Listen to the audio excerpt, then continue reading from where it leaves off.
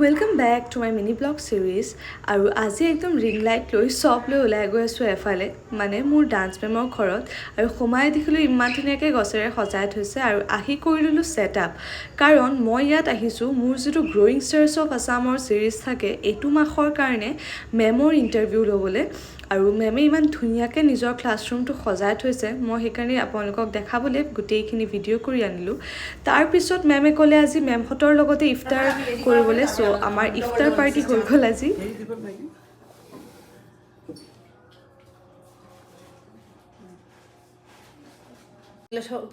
প্রার্থনা করলাম সবাই সুস্থ থাকো সবাই ভালো থাকো খানা দেখিতো গম পাইছেই চাগে মানে টেবুলত জেগা নাই থ'বলৈ আৰু যিহেতু আমাৰ ভেজ আছিলে চ' মেমে আমাৰ কাৰণে চব ভেজ ৰেডি কৰিছে আৰু লাষ্টত আছিলে এই দৈটো ইমান বেছি টেষ্টি